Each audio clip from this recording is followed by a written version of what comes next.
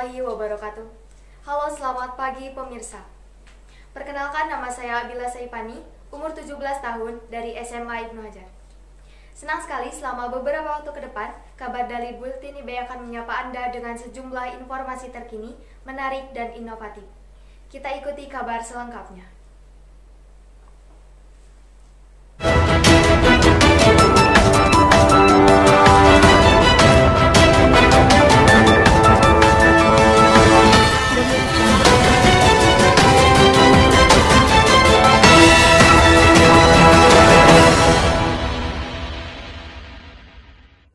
Jumlah penduduk miskin di tanah air kian bertambah akibat pandemi COVID-19 yang melanda sejak bulan Maret lalu. Data resmi BPS menunjukkan bahwa pada Maret 2020, jumlah penduduk miskin mencapai 26,42 juta orang. Jumlah tersebut meningkat 1,63 juta orang pada bulan September 2019. Hingga bulan September ini, data kemiskinan belum dirilis, namun dipastikan jumlah tersebut meningkat tajam. Saya yakin jumlahnya akan terus bertambah, begitu juga presentase penduduk miskin terus meningkat, kata ekonom UGM Ahmad Akbar Susamto, PhD. Menurutnya, upaya pemerintah mengeluarkan kebijakan pemberian berbagai program bantuan sosial tersebut sudah benar. Namun, semua itu masih belum cukup merata, sebab jumlah bantuan yang dikeluarkan masih relatif kecil, dan jumlah keluarga penerima masih belum mencakup keluarga miskin atau rentan miskin yang terdampak. Lebih penting dari itu, pelaksanaan bantuan sosial masih harus terus disempurnakan, paparnya. Di luar bantuan sosial kepada keluarga terdampak, katanya, bantuan juga diberikan kepada pelaku usaha termasuk UMKM. Meski sudah ada bantuan, namun hal itu belum cukup. Apalagi, pelaksanaan bantuan sosial tersebut masih tersendat-sendat. Di antara kendala serius dalam penyaluran bantuan untuk UMKM, terlebih lagi dalam kasus usaha ultramikro adalah tidak adanya data yang valid dan lengkap. Kita tidak memiliki basis data by name by address yang dapat digunakan sebagai acuan, paparnya.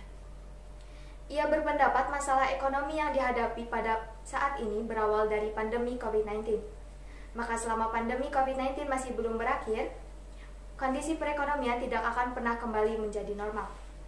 Lebih jauh, Akbar menjelaskan tahapan perekonomian terkait dengan pandemi COVID-19 dapat dibedakan menjadi 3, yakni pertama, tahap survival. Dalam tahap ini, kebijakan terbaik yang bisa dilakukan dengan mitigasi dan meminimalkan dampak negatif pandemi COVID-19. Kedua, tahap pemulihan. Pada tahap ini, negara sudah dapat mulai memperbaiki kondisi perekonomian menuju posisi awal sebagaimana sebelum terjadi pandemi COVID-19. Ketiga, tahap pertumbuhan. Kembali di mana kita mengejar pertumbuhan yang sempat tertunda akibat pandemi COVID-19. Semakin lama pandemi COVID-19 berlangsung, akan semakin lama kita berada pada tahap survival, ujarnya. Beralih ke berita selanjutnya. Jawa Barat memang tak pernah ada habisnya dengan memancarkan sejuta pesona yang memikat. Di antara kekayaan alam di Jabar, air terjun atau curug menjadi salah satu magnet wisata unggulan. Selain indah, pemandangan alam di kawasan curug pun terbilang eksotis. Curug Malela merupakan salah satu magnet wisata di Kecamatan Rongga, Kabupaten Bandung Barat. Curug ini memiliki lebar 55 meter dengan tinggi 60 meter. Karena megahnya, tak jarang jika Curug Malela kerap disebut kembaran air terjun Niagara dari Bandung.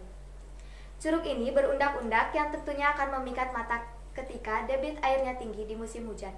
Guyuran air yang jatuh seperti tirai putih yang menutupi bebatuan Lampung yang usianya mencapai jutaan tahun. Perlu tekad yang bulat jika petualangan yang tinggi untuk bisa menikmati kemegahan Curug Malela.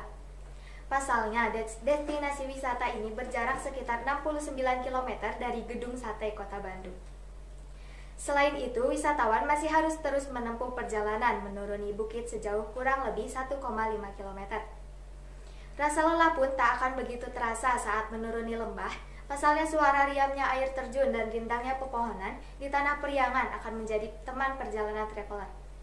Di sekitar curug terdapat spot foto selfie yang menjadi spot favorit di Curug Malela.